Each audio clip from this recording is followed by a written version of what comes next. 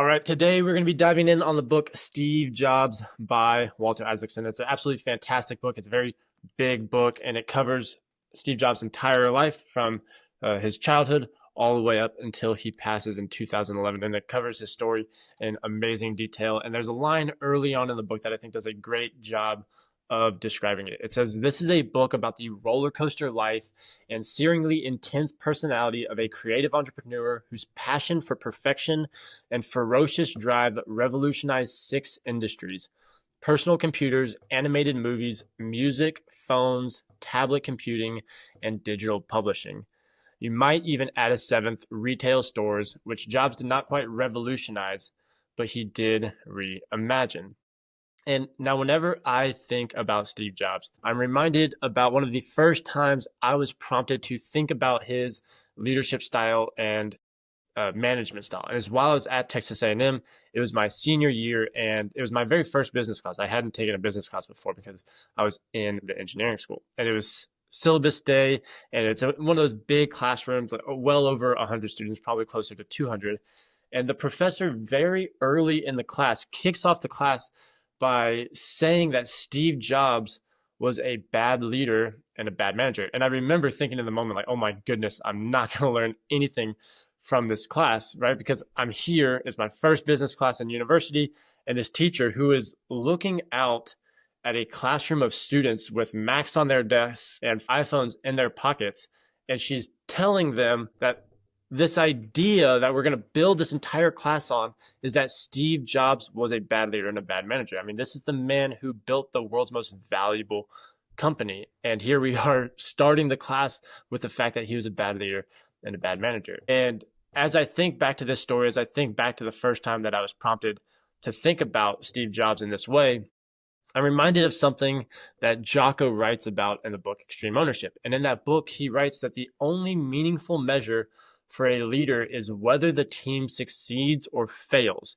For all the definitions, descriptions, and characterizations of leaders, there are only 2 that matter: effective and ineffective. And I think that's a really good definition from Jocko, and especially considering that Steve Jobs built the most valuable company in the world. So I think we can say that Steve Jobs was extremely successful, right? And so that said, Steve Jobs does have a lot of flaws. If you read the book, you'll read about him. He could be extremely, extremely hard on people. He didn't always give credit where credit was due. He denied being the father to his daughter for some period of time. And if you read the book, you'll read more about his flaws and the fact that he was far from perfect.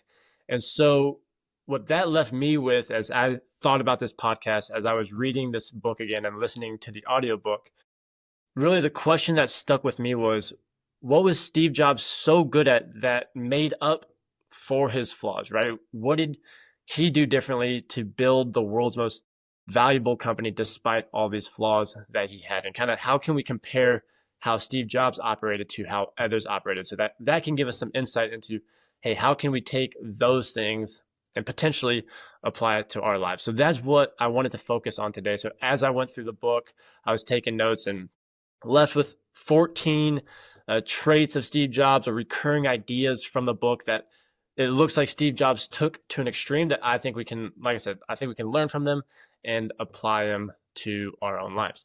But before I get into the 14 lessons, just a little bit, 2 pieces of context that I want to lay the foundation before we dive in. Number 1 is, I saw this video of Steve Jobs a few weeks ago, and it's really crazy to think about. He says in the video, when I was 23 years old, I was worth $1 million. When I was 24 years old, I was worth over $10 million. And when I was 25 years old, I was worth over $100 million. And so that is a lot of success to have at a very early age, right? I mean, that's far younger than I am today.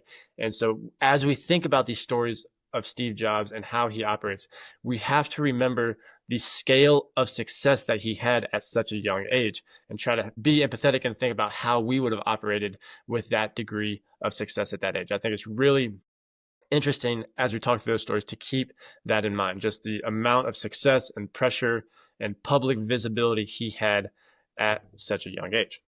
And then the second thing that I wanted to touch on is we can essentially think about Steve Jobs' life in three big chapters. The first one would be what I call Apple round one. So that's from when he starts Apple to when he gets ousted. So that would be about 1976 to 1985 timeframe.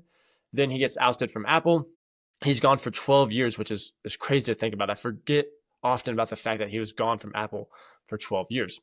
While he was gone, he worked on Pixar and he worked on Next. So that was a 12-year time frame. And then in 1997, he ends up coming back to Apple. So today, we're going to move through the lessons mainly kind of in chronological order. There will be some times that we jump around a bit as well, since really it's going to be laid out in focus of these 14 different ideas, and I'll pull from different parts of the book for that. But in general, just remember that there's those three chapters in his life. Apple round one, and then he gets ousted. And then chapter 2 is while he's gone working on Pixar and Next. And then chapter 3 is when he comes back to Apple. So the first idea is simplicity is the ultimate sophistication. So if I could only pick one thing that Steve Jobs takes to the extreme to cover in this podcast, it's this idea of keeping things simple. Steve Jobs is absolutely ruthless about simplifying things and simplifying things and simplifying things. I looked it up. The word simple is used 93 times throughout the entire book. And I think simplicity was 32 times. And so that brings it to a total of 125 times throughout the book, where it talks about how important it is to keep things simple. He's huge on it. I mean, one of the most exaggerated examples of this is how Steve Jobs removed the on and off button from his products because he thought it was unnecessary complexity, right? Who would have thought of that, to remove the on and off button? I know I never would have thought of that. And that was something that he did because he didn't see a purpose for it. It just added complexity where it didn't need to be.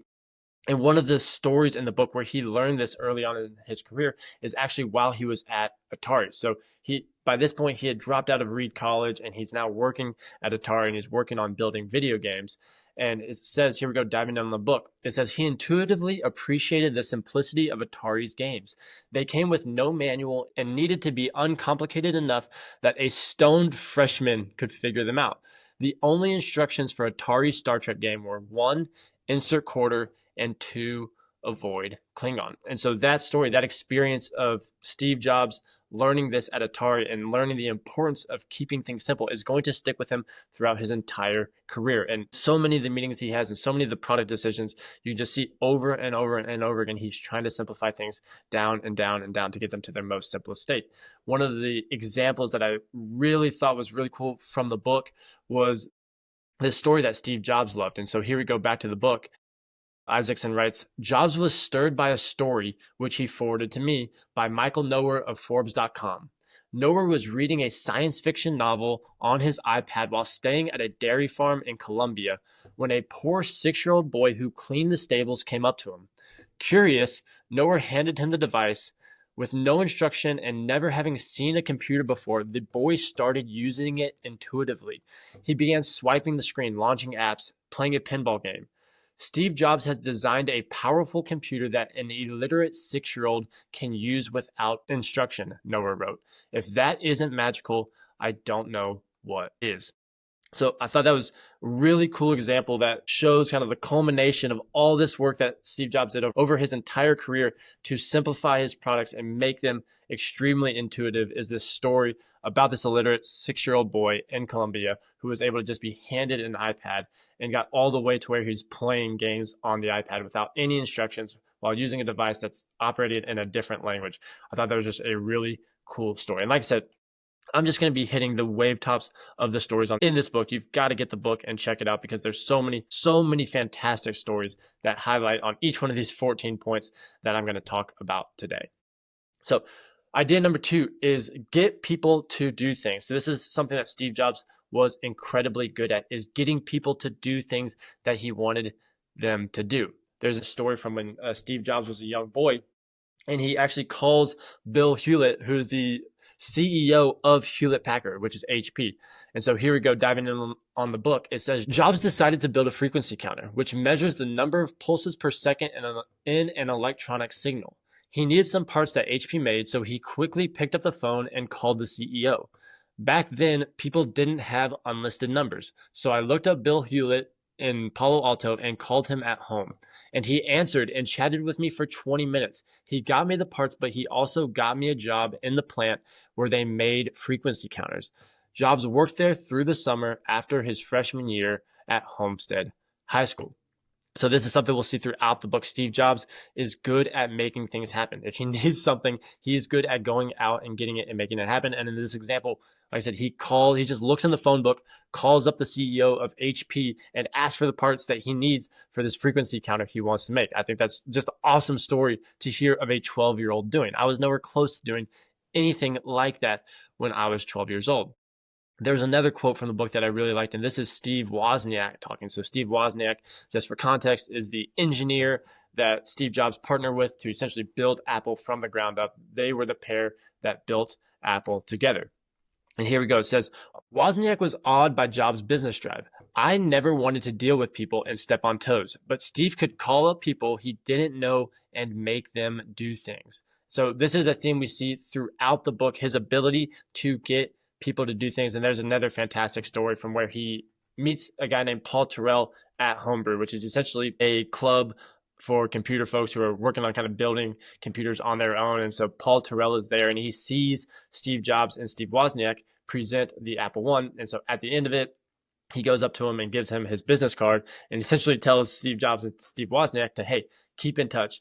And the very next day, Steve Jobs is going to go in to Paul Terrell's shops. And here we go into the book. It says, I'm keeping in touch, Jobs announced the next day when he walked barefoot into the bike shop. He made the sale. So meets this guy one night at Homebrew.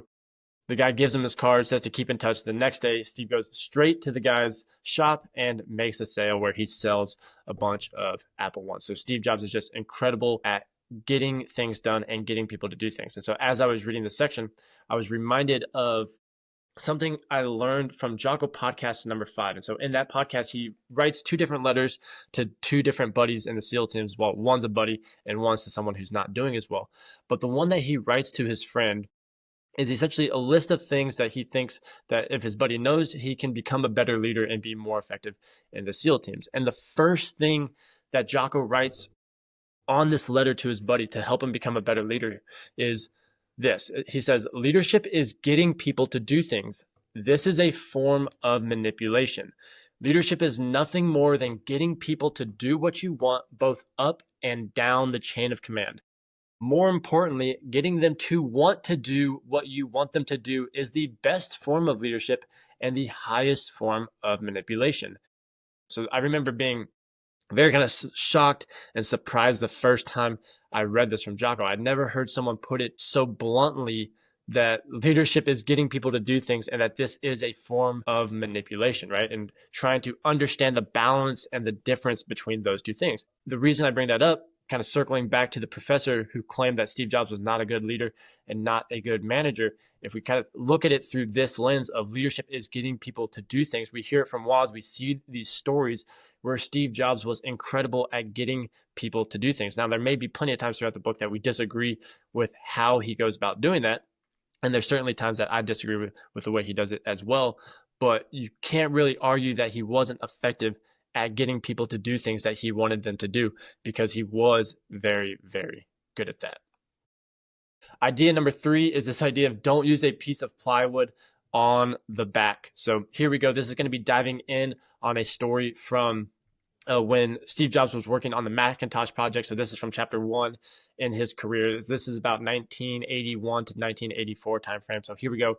Diving in on his book, it says, from his father, Jobs had learned that a hallmark of passionate craftsmanship is making sure that even the aspects that will remain hidden are done beautifully.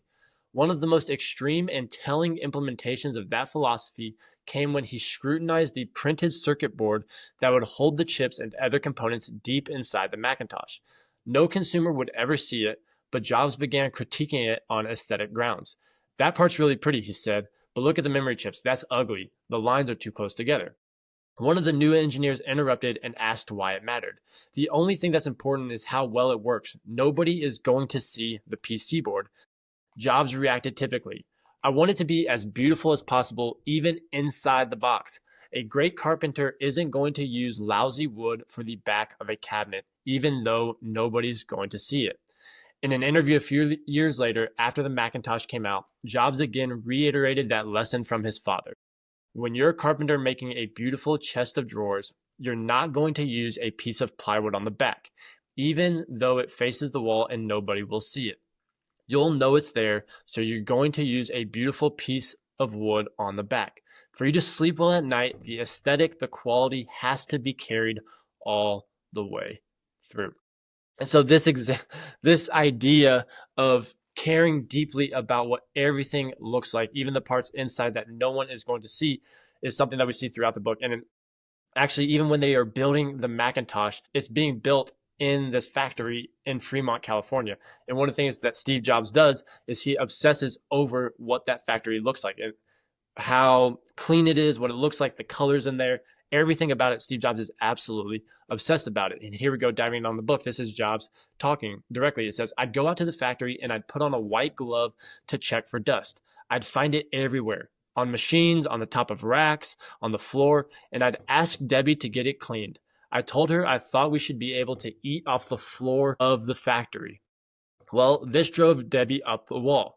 She didn't understand why, and I couldn't articulate it back then. See, I'd been very influenced by what I'd seen in Japan. Part of what I greatly admired there, and part of what we were lacking in our factory, was a sense of teamwork and discipline.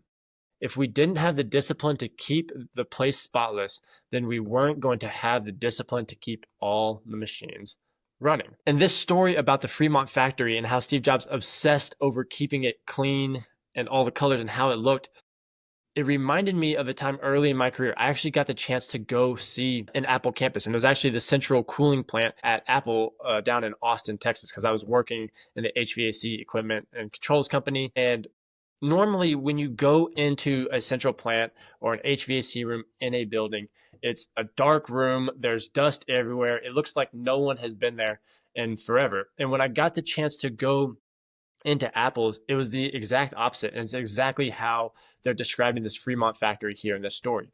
This central cooling plant was absolutely spotless. It had white walls. There wasn't dust anywhere. It was a beautiful, beautiful central plant. And when I contrasted that with literally every single other HVAC room and central plant I had seen, it couldn't be more of a difference. And one of the things that I remembered as I was walking through there and I was talking to the staff is how proud those staff members were of their central plant, because most of them had worked at other facilities and knew that central plants were normally dusty and dirty in places that no one wanted to be. And here they were at Apple's campus, and it was a beautiful central plant with white walls and no dust anywhere. And the amount of pride that those guys took really stuck with me, because it was just something that was so uncommon, you didn't see it. And it's just really interesting to see how that culture of obsessing over what's unseen and keeping things in order, even though no one's going to see it or appreciate it, how much that had permeated throughout the entire company, to where even the central plant and the HVAC rooms were absolutely spotless. It's just really cool to see how much that culture spread throughout the entire company. And this idea, I was trying to think about, hey, what's the mantra to make this stick? How do I remember this? And one of the things that I was reminded of was this culture value from Amazon. It's something that Jeff Bezos talks about. It's this idea of professional pride and operational excellence. And I'm going to read how Jeff Bezos describes it, because I think he does a great job describing what he means by this. And I think it ties right into what we are reading here about Apple and how Steve Jobs views things. Jeff says, the professional pride part is so important because 90% of what all you do, nobody ever sees. That's super important. I mean, you got to think 90%, that is a giant portion of what you're doing. And here Jeff Bezos is saying 90% of what all you do, nobody ever sees. So back to what he says, it's something inside the work. People see something finished, but they don't see what's inside. Only you see that. And those things can't be great since nobody's seen it, nobody's inspecting it, and you're not going to get any credit for it. The only thing that's going to make you have high standards on that piece of work that nobody's ever going to see is your own professional pride and operational excellence. So it was really interesting to see this idea from Steve Jobs of making sure that the printed circuit boards within the Macintosh were beautiful and aesthetic, because he knew it was going to be there. He extended that into his factories and how they looked. And then here we can see Jeff Bezos with that same core value in Amazon, because he says 90% of what you will do, no one's ever going to see. I think that's a fascinating story. And like I said, I think that's something that Steve Jobs took to an extreme, much farther than most people. And that's why that is making this list that we're talking about today. All right. Idea number 4 is set aggressive timelines and hit them. So there's a decent amount of stories in the book, and just like a lot of really successful people, Steve Jobs sets very aggressive timelines, and sometimes he pulls it off, sometimes he doesn't. So let's dive into a few stories from that. So number 1, there's this story from while he was at Atari. So we already mentioned it a little bit earlier. He's at Atari after he dropped out of Reed College, and by this time he already knows Wozniak. And so Steve Jobs gets a project from his boss to build this game called Breakout, which is essentially a single player version of Pong. And so Jobs is going to recruit Wozniak to help him build the game. And this game is something that should take months for an engineering team to build. So yeah, remember, this is very early on in the computer days. This is in the 1970s. So building this Breakout game is supposed to be something that would take a very long time. And what Steve Jobs does is he goes to Wozniak and tells Wozniak that they have 4 days to finish it, because Steve Jobs wants to go do something that weekend and he wants to hurry up and get it done. And so he's going to tell Steve Wozniak that they have 4 days to do it, and they're going to pull essentially 3 or 4 all-nighters, and they finish the game, right? So this game that should have taken months to build, Steve Jobs and Steve Wozniak stay up all night and they get it done. So that's one of his very early stories of setting very aggressive timelines and making things happen that people thought were impossible beforehand. There's another story from later in the book. Well, this is still in kind of chapter 1 of the Steve Jobs story. This is from the Macintosh project, like I said, from like 1981 and 1984. And this is at the very end of the project. So it's January 16th of 1984, and the Mac is supposed to start being built in the factory in 1 week. And the software team working on the software for the Mac calls Steve Jobs, and they tell him that they're going to need 2 more weeks because they're not going to be able to finish the software in time. And so here we go, diving in on the book. It says the software manager calmly explained the situation to Jobs while Hertzfield and others huddled around the speakerphone, holding their breath.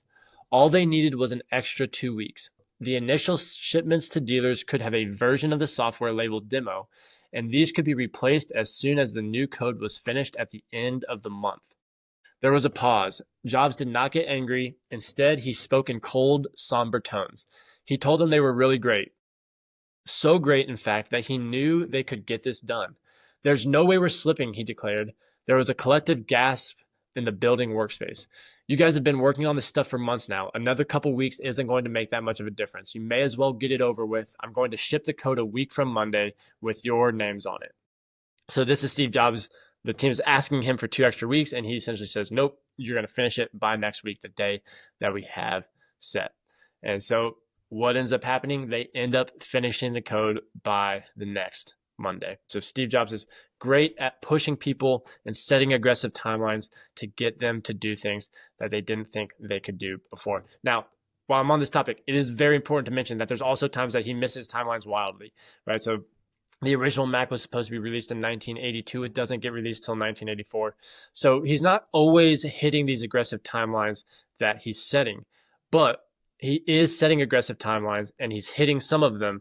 And then a lot of the times when he doesn't hit them, he's still accomplishing the task faster than what people would have thought him and his team could have done. And so as I was thinking about this, I think the obvious example that most people are going to think of is Elon Musk, right? He's notorious for setting these insane timelines with these insane goals to pull the future forward at a pace much faster than anyone thought was possible. And even though sometimes Elon and his teams at Tesla and SpaceX and his other companies miss those deadlines that he set, still by the day that they end up finishing that product, that's still so much faster than people would have thought that it was potentially able to be done, right? So just by setting the aggressive timelines and pushing people to do those things, you're going to accelerate and push things forward and make things happen faster. So it's really interesting to think about, how do you set the timelines for things? How do you set them aggressively? How often do you need to be able to hit them versus miss them, and how far can you miss them? It's a really interesting dynamic.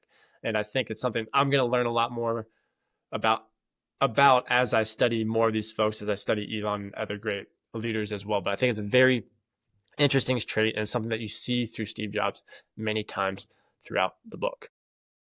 All right, moving along to idea number 5. This is one that we've all heard before. Execution eats strategy for breakfast. So there's this story. This is still working on the Mac project. And if you study Steve Jobs, you may remember that Xerox actually had the original idea for a graphical user interface. So literally being able to look at your computer and what we now know with the folders and the trash can and being able to drag things around your screen. Xerox was the first company to really invent that idea and try to put it into practice. And through a contract that Apple had with Xerox at the time, Apple was allowed to go into Xerox Park, which was essentially their research building, and see this technology and get a look at it. And so here we go diving on the book. It says the Apple raid on Xerox Park is sometimes described as one of the biggest heists in the chronicles of industry. Jobs occasionally endorsed this view with pride. And he once said Picasso had a saying that good artists copy and great artists steal. And we have always been shameless about stealing great ideas. Another assessment, also sometimes endorsed by Jobs, is that what transpired was less a heist by Apple than a fumble by Xerox. They were copier heads who had no clue about what a computer could do, Jobs said of Xerox management. They just grabbed defeat from the greatest victory in the computer industry. Xerox could have owned the entire computer industry. And this is Walter Isaacson talking now. He says, both assessments contain a lot of truth, but there is more to it than that. There falls a shadow, as T.S. Eliot noted, between the conception and the creation. In the annals of innovation, the new ideas are only part of the equation. Execution is just as important. Jobs and his engineers significantly improved the graphical user interface idea that they saw at Xerox Park, and then were able to implement them in ways that Xerox could have never imagined. So, like I said, why am I highlighting this idea that execution eats strategy for breakfast, and execution is such an important part? Is here we are. Xerox had the idea. They had this idea for the graphical user interface, and they were ahead of Apple. And Steve Jobs was able to come in and see it and run with that idea in a way that Xerox was never capable of doing, right? So it makes you think, how was Steve Jobs thinking differently in a way that he could see the future of what this graphical user interface could do when Xerox Park couldn't do that? And right, one of the things that Walter Isaacson hits on is he talks about how important execution is. The idea is not going to carry itself. You have to go and execute on that idea and iterate through it over and over and over and be relentless about trying to make it perfect. And that is the part that Steve Jobs was so good at. He wasn't just an idea guy that had an idea for an iPhone or an iPad or Macintosh or any of those things. He was extremely good at executing and making those products and going through the iterations that you need to do to go from kind of a conception of an idea to a final product. That was something he was so good at in that execution step. I think is one of the things that's really not quite appreciated with Steve Jobs. I think it's easy to think that he just had the idea for these things and he just pushed other people to make them. And after I read the book, I don't think that's the case. He was very much in the details and pushing these products and making sure that the teams were iterating through them. All right, idea number 6 is hire for passion. So it was really fascinating to read throughout the book how Steve Jobs goes about hiring people onto his teams. One of the big things that he does is he wants to see passion for the product in the people that he's hiring. So here we go. Here's a story, again, from the Macintosh project. It says, Jobs' primary test for recruiting people in the spring of 1981 to be part of his merry band of pirates was making sure they had a passion for the product. He would sometimes bring candidates into a room where a prototype of the Mac was covered by a cloth, dramatically unveil it, and watch. If their eyes lit up, if they went right for the mouse and started pointing and clicking, Steve would smile and hire them. He wanted them to say, wow. So I thought that was an awesome story. He's looking to hire people for the Macintosh project. He would literally put the Mac on a table. He would put a cloth over it. And as he would unveil it, he would watch the person to see if they immediately gravitated toward the mouse and grabbed it and started clicking around. And if they did, he would hire them on the team. And if they didn't immediately gravitate toward the Mac, they were not the fit for the team and he wouldn't hire them. So I thought that was a really cool story on how Steve Jobs went about hiring engineers for the Mac team. There's another story from much later in the book that I thought was really cool as well. And so Steve Jobs is looking to hire people to build the graphical user interface for Apple's new operating system. And so there was a young man who had emailed Steve Jobs and wanted to come in the interview. So Steve Jobs brought him in and the kid was nervous. It didn't really go well. And so then later in the day, This kid he's sitting in the lobby, and Steve Jobs passes by, and the kid grabs Steve Jobs to show him, because he wants to show him a demo of this idea he has for the Mac operating system. And so here we go, diving in on the book. It says, when the guy moved the cursor over the icons crammed into the dock, the cursor mimicked a magnifying glass and made each icon balloon bigger. I said, my God, and hired him on the spot, Jobs recalled. The feature became a lovable part of Mac OS X, and it's still on my Mac even today.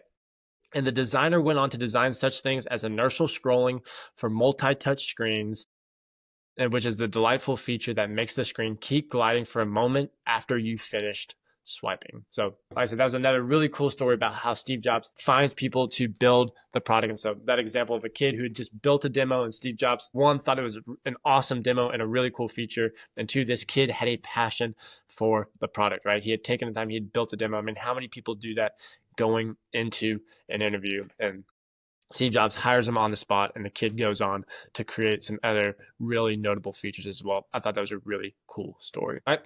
Idea number 7 is this idea of A players only. This is another common one that I think a lot of people have heard from Steve Jobs, but how important he thinks it is to keep A players on your team, and how you do not want to have B and C players on your team. And he has a really good explanation for why he thinks this way and how he thinks about it relating to Apple and kind of technology specifically. And so this example that he talks about is, he talks about how the dynamic range between average and best is normally less than like a 2x difference. And so the example that he uses is a taxi driver. So he says the best taxi driver in the best car may be able to get you somewhere 20 or 30% faster than a normal taxi driver. So that's kind of his base case. Like, hey, most things in life, the difference between good and best is just not that big of a range. In this example, taxi driving is 20 or 30%. And here we go.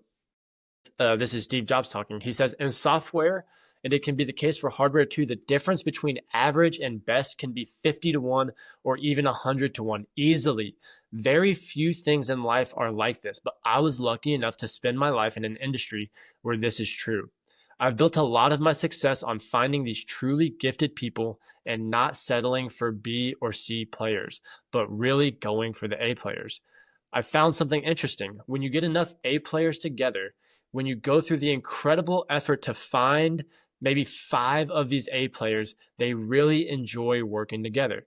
They've often never had the chance to do that before, and they don't want to work with B or C players. It becomes self-policing. They only want to hire more A players, and this creates pockets of A players, and it propagates. That's what the Mac team was like. They were all A players, extraordinarily talented people.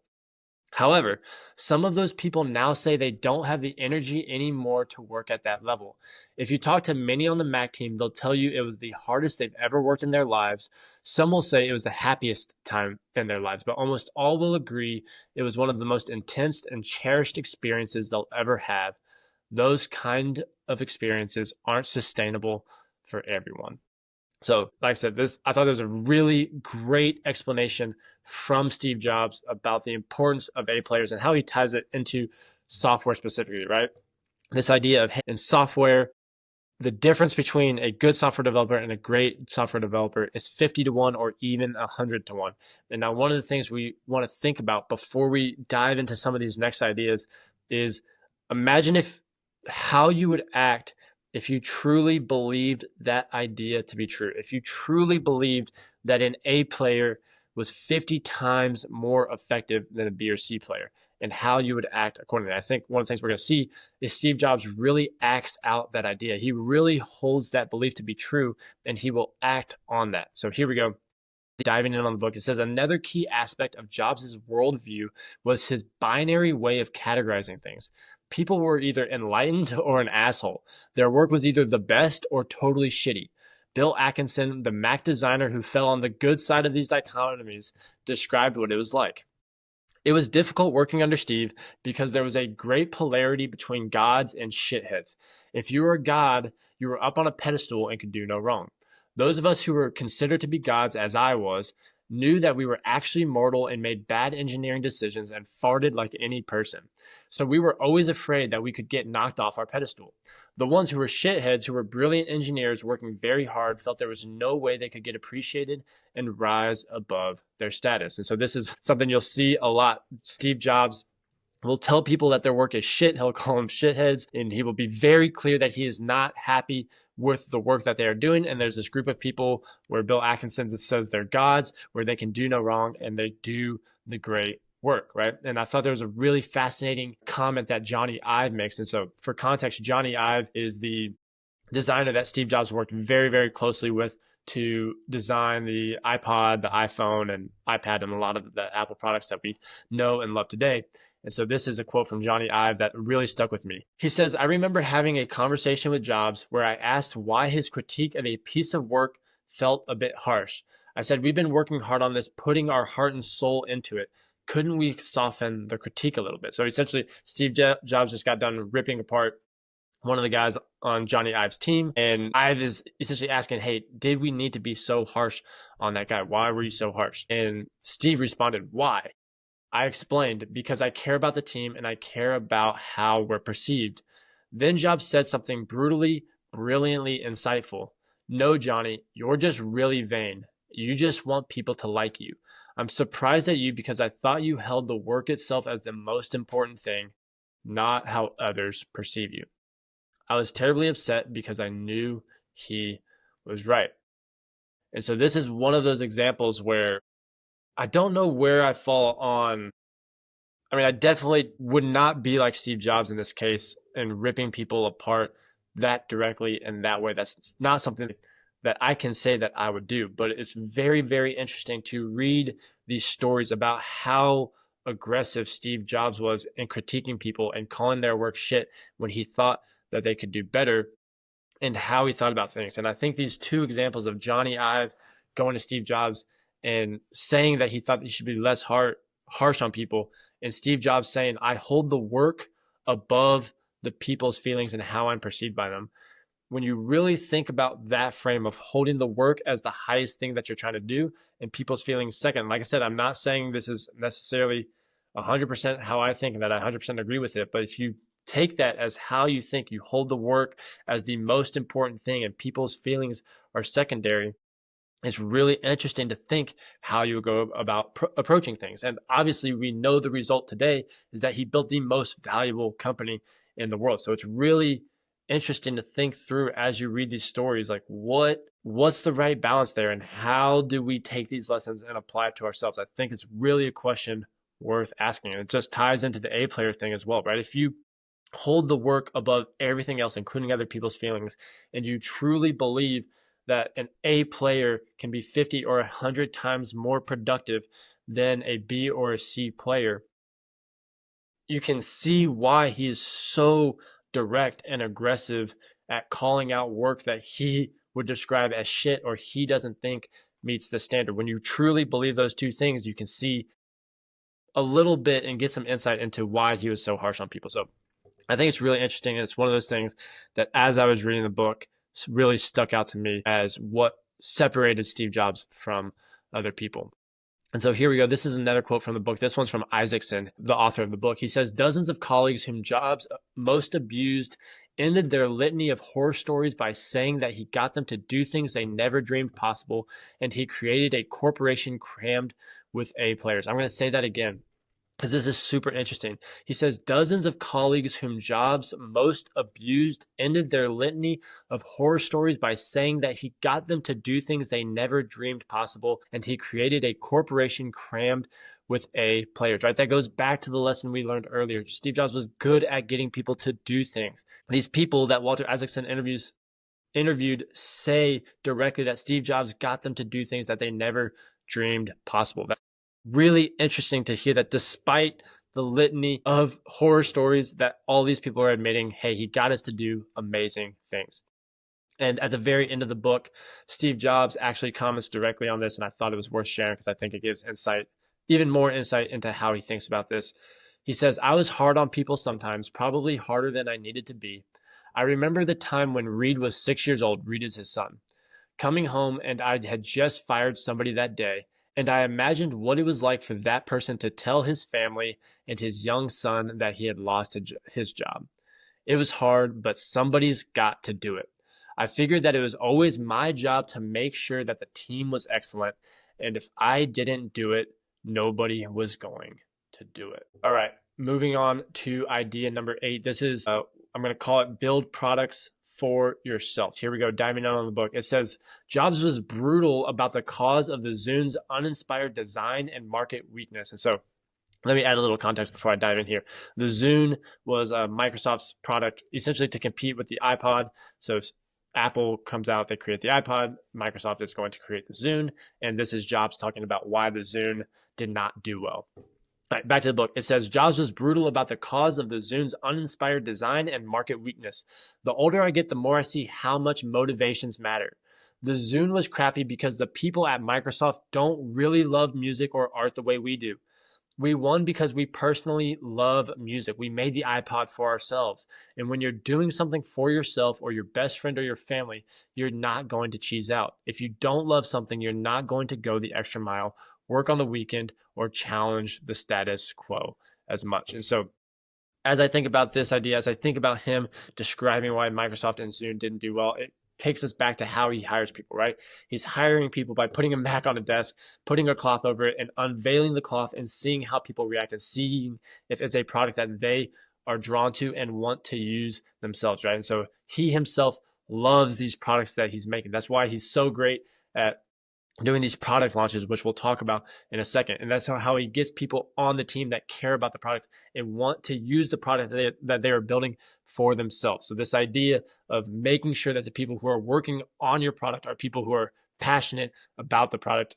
Like I said earlier, I think that's something that Steve Jobs does to a more extreme than most leaders do. And I think that contributes to the success that he and Apple both had. And so that kind of tails into idea number 9, is this idea of showmanship, which Steve Jobs is incredibly good at. I mean, you can think of all the product launches today. Most of us have probably seen, well, maybe I'm making an assumption here, but the launch of the iPhone, the iPod, the iPad, these are all incredible and very memorable product launches. And here is an example from chapter 1 of Steve Jobs' story. This is back to the Mac project, and he's actually recruiting a guy named John Sculley from Pepsi because he wants John Sculley to come and be the CEO of Apple. And so Jobs is doing a bunch of work trying to recruit him to come over. It's interestingly enough, this is the guy that ends up kind of pushing Jobs out in 1985. But anyways, while Steve Jobs is trying to recruit Sculley, here we go in the book. It says, Jobs wanted Sculley to share his excitement about the Macintosh. This product means more to me than anything I've done, he said. I want you to be the first person outside of Apple to see it. He dramatically pulled the prototype out of the vinyl bag and gave a demonstration. Sculley found Jobs as memorable as the machine.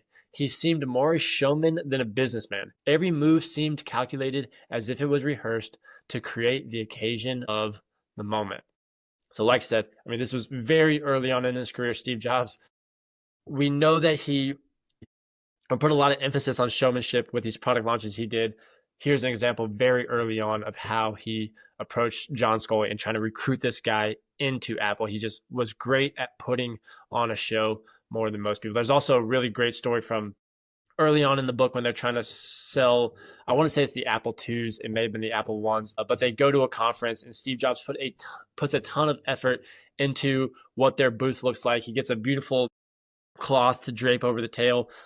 He actually stacks up a bunch of empty boxes to make it look like they have a bunch more of the Apple computers than they do, because they actually only have 3 models and they have all of those on the table, but then they stack up boxes to make it look like they have a lot more products. So he's just an incredible showman. Like I said, this is one of the kind of well-known things about Steve Jobs, is how good he was at putting on these product launches. So like I said, that's just another thing that I think he did a really good job of and was much better at than most people. Idea number 10 is this idea of taking creative risks. In 1984 that's the year that the Macintosh is going to launch. And Apple has reserved a commercial slot for the Super Bowl. I think they've actually reserved multiple. And so Apple makes this ad, and it kind of plays off the book 1984 by George Orwell. And the commercial has a young woman who's out running the Orwellian thought police, and she's running and she's got a sledgehammer in her hand, and she throws this sledgehammer into a screen that has the mind controlling speech playing by Big Brother. And here we go, diving in on the book. Jobs screened the commercial for the board at his December 1983 meeting. When the lights came back on in the boardroom, everyone was mute. Philip Schlein, the CEO of Macy's California, had his head on the table. Mike Markkula was the first investor in Apple and had worked with Steve very closely, building the foundation of Apple early on. It says Mike Markkula stared silently. At first, it seemed he was overwhelmed by the power of the ad, and then he spoke. Who wants to move to find a new agency? And then this is Scully speaking. So John Scully, who Steve Jobs recruited, ends up becoming the CEO of Apple. He says most of them thought it was the worst commercial they had ever seen. Scully himself got cold feet, and he asked the Apple team to sell off 2 commercial spots, one that was 60 seconds and the other that was 30 seconds that they had purchased. So Steve Jobs made this commercial. It was a play off of 1984, the book by George Orwell. And here we go. Well, before I move on to the next part, the reason I want to pause and think about this is to think about how we would act, like how you would act, how I would act in that room, right? Because this is another example of how Steve is thinking very differently than most of the executives or all the executives here, right? So Steve Jobs loves this commercial. He wants it to be for the Super Bowl. He's passionate about it being the right commercial. And here he is in the boardroom, and most of the people on the board think it's the worst commercial that they've ever seen, and they want to sell off the spots for that commercial. So we want to remember, because we all know where this commercial ends up. What would we have done in that room, right? Would we have had the backbone to run this commercial and this ad that made a statement that was very bold in the way that it approached it, right? Because you could easily do an ad that's simple and doesn't push any buttons and doesn't really move the needle at all, or you can go all in with this kind of thing. And that's what Steve Jobs does. So that's one of the questions I'm asking myself as I'm reading these stories is, if I was in the room, would I have made the decision that Steve Jobs made, or would I have made the decision that pretty much everyone else in the room would have made? I think it's a very interesting question to ask ourselves as we read these kind of books and learn from these people.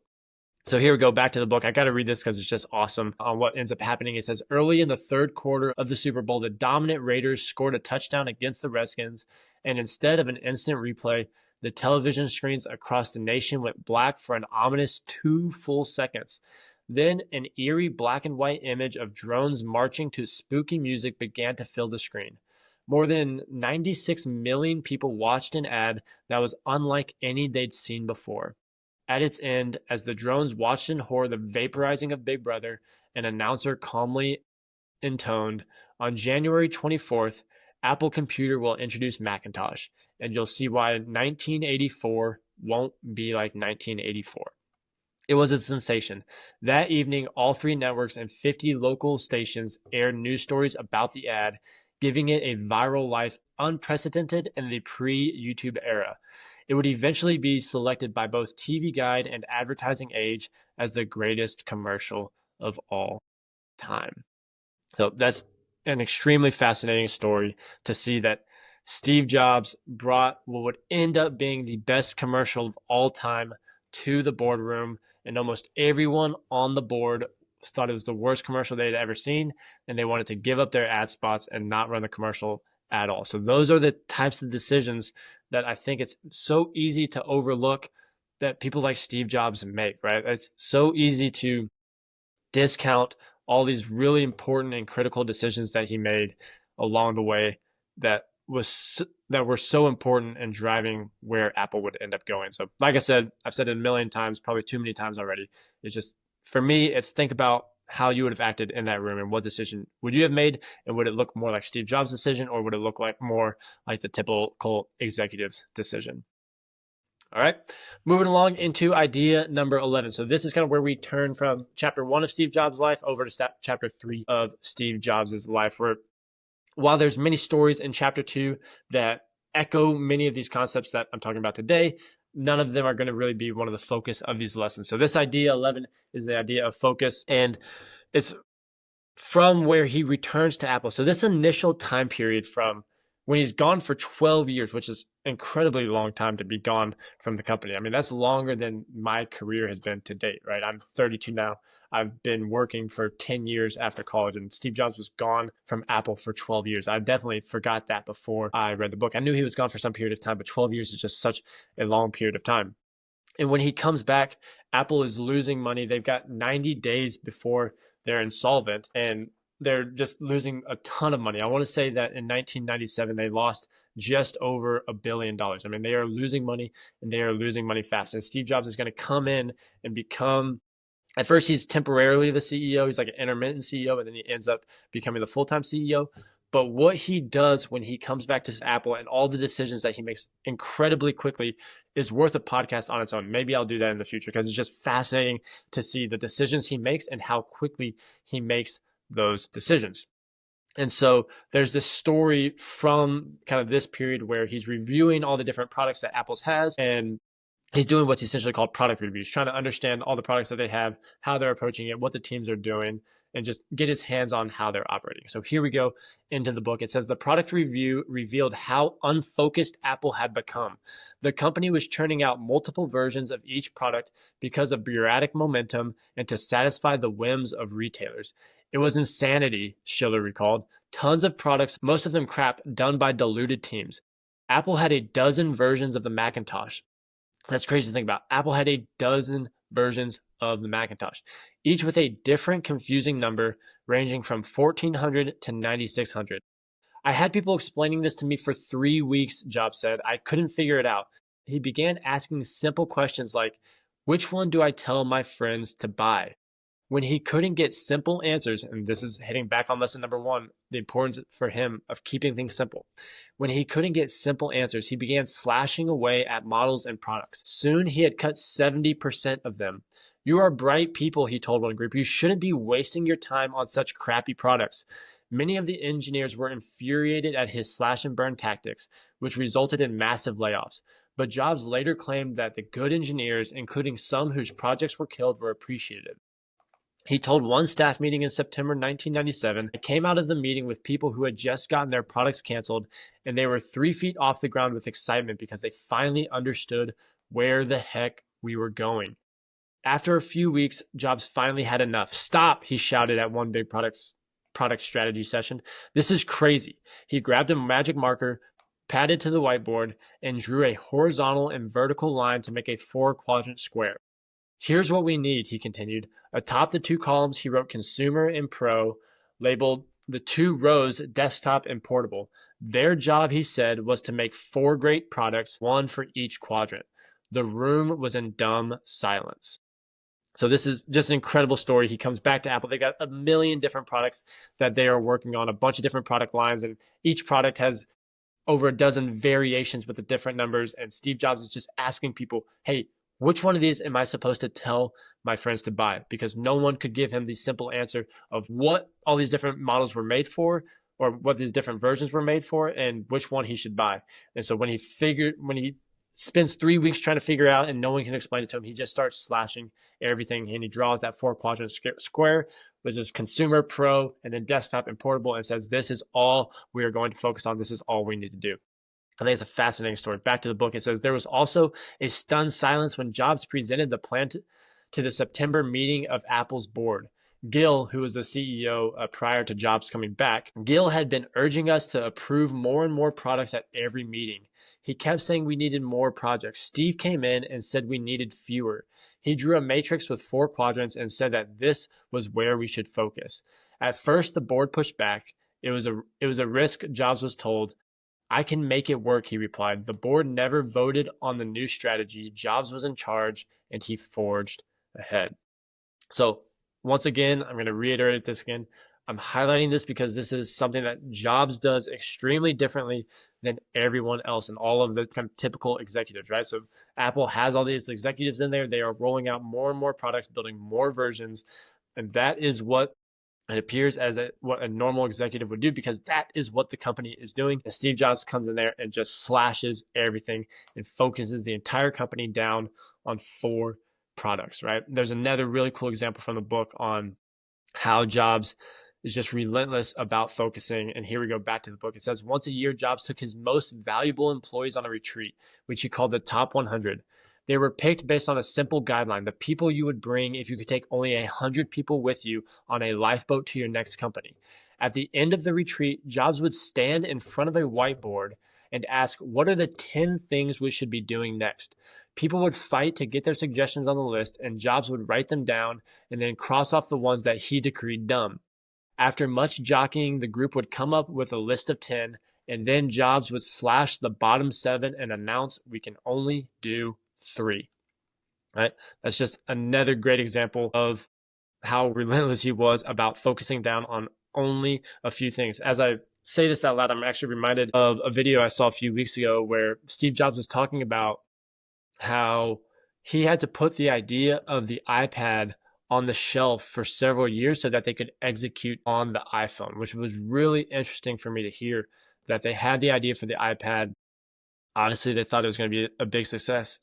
It ended up being a big success, but he needed to put that on the shelf so that his entire company could focus in on executing on the iPhone, and then they can move on and make the iPad. And obviously, that's what they did.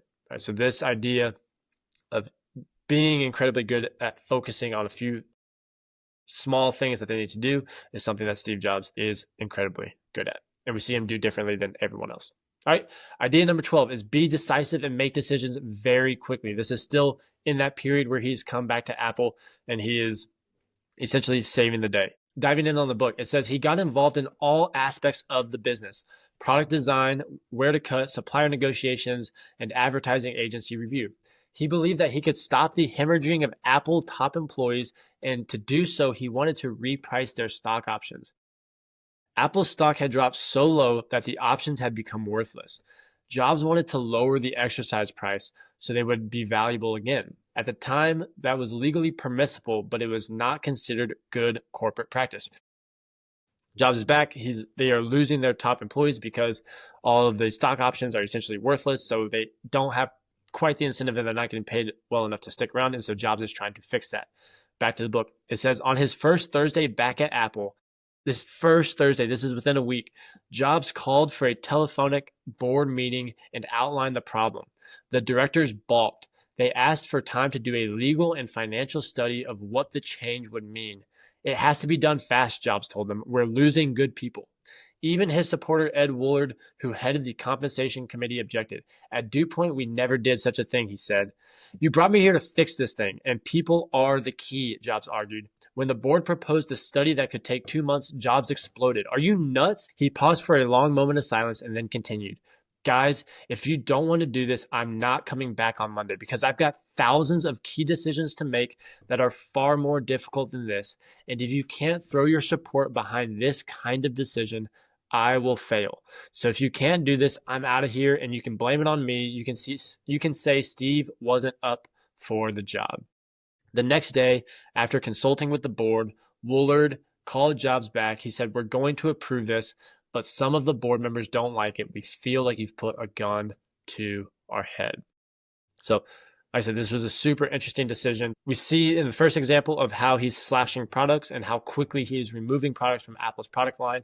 And now we see how quickly he's trying to make decisions to keep key employees. And you can see he thinks every single day matters. And he has a million decisions he has to make, and he has to move through these decisions quickly, right? And once again, we can see how he operates contrasted to how other people will operate. The entire board wants to take 2 months to do a study to figure out the implications of this decision. And Steve Jobs is saying, hey, we've got to move fast. I've got thousands of decisions like this that I need to make, and we cannot be doing studies for these things. We have to move fast. And this ties into another lesson from Jeff Bezos, where he talks about high velocity decision making, right? If you read Jeff Bezos' letter to shareholders, he talks about high velocity decision making all the time and the importance of being able to make decisions very quickly. So this is another thing where we have a direct example of Steve Jobs and how he approaches it versus how the board thinks about it.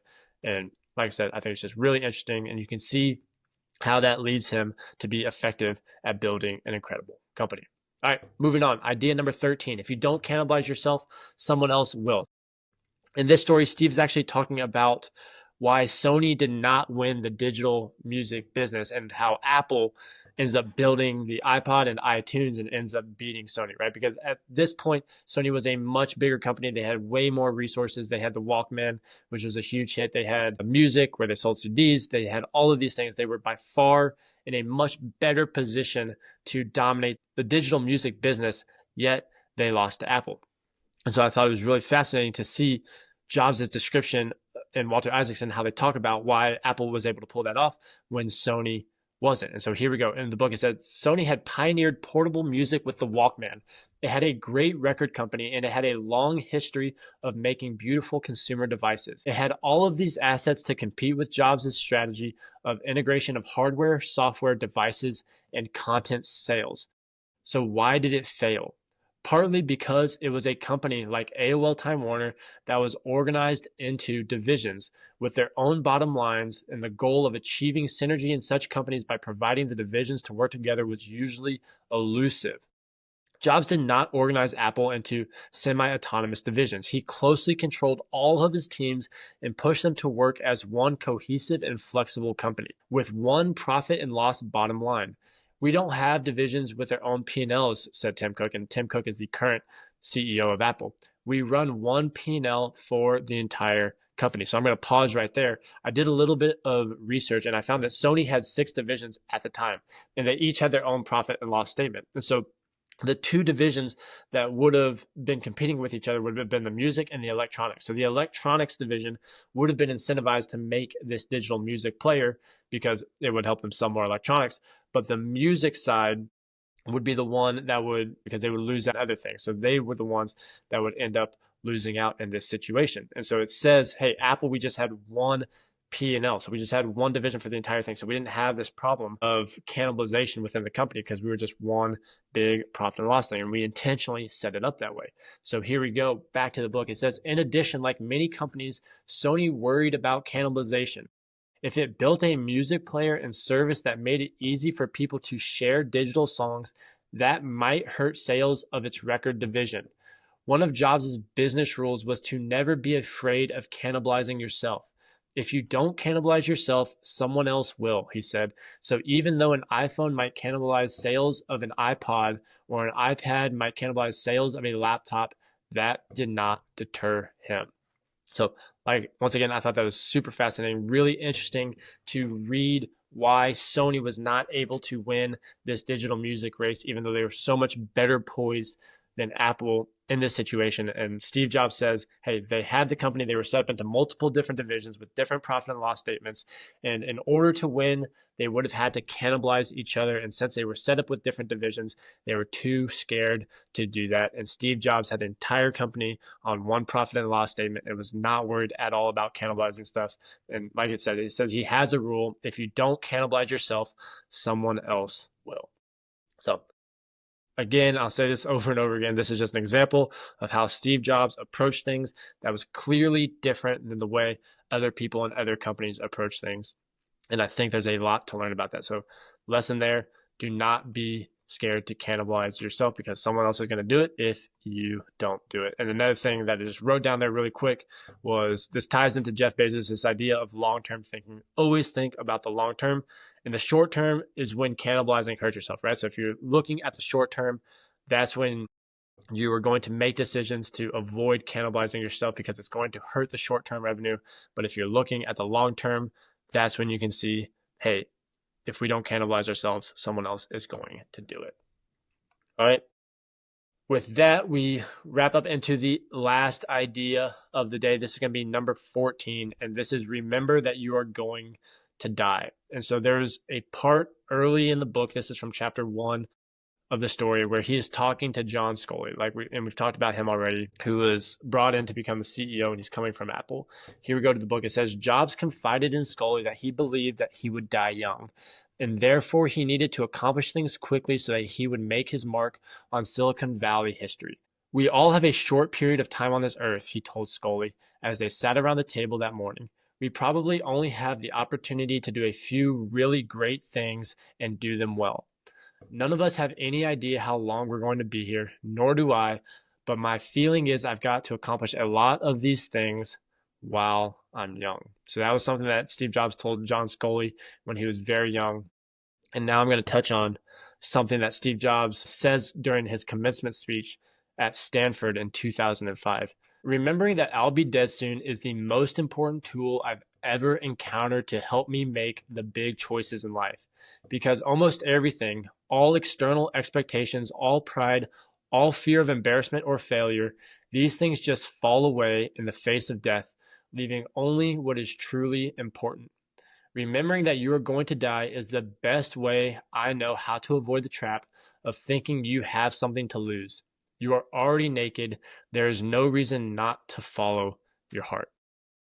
So, as I was reading this, and it's important to mention that Steve Jobs, during this commencement speech, is the first time that he publicly addresses that he's fighting cancer. And so, as I was reading that, as I'm thinking about how Steve Jobs thought about death or thought he was going to die young, like what he was talking about to John Scully and this commencement speech, I'm reminded of this idea that I heard Jeff Bezos talk about. And so Jeff Bezos is talking about when he was looking to start Amazon. He was 30 years old at the time, and he was already extremely successful as an investment banker. And he was talking to his boss, essentially telling him he had this idea to start a company, and the company was Amazon. And his boss even tells him at the time, hey, this is a great idea for somebody else, right? You are someone who already has a great job.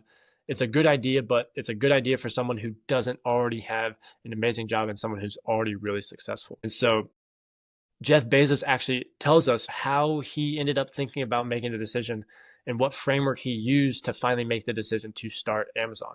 So here we go. Jeff says, the framework I found, which made the decision incredibly easy, was what I called a regret minimization framework. I wanted to project myself forward to age 80 and think, okay, now I'm looking back on my life. I want to have minimized the number of regrets I have. I knew that at 80, I wouldn't regret having tried this. I wouldn't regret trying to participate in this thing called the internet, which I thought was going to be a really big deal. I knew that if I failed, I wouldn't regret it. But I knew the one thing I might regret was not ever having tried. That would haunt me every day. When I thought about it that way, it was an incredibly easy decision. I mean, those are the same words that Steve Jobs used, right? It says, Steve Jobs said, remembering I'll be dead soon is the most important tool I've ever encountered to help me make the big choices in life.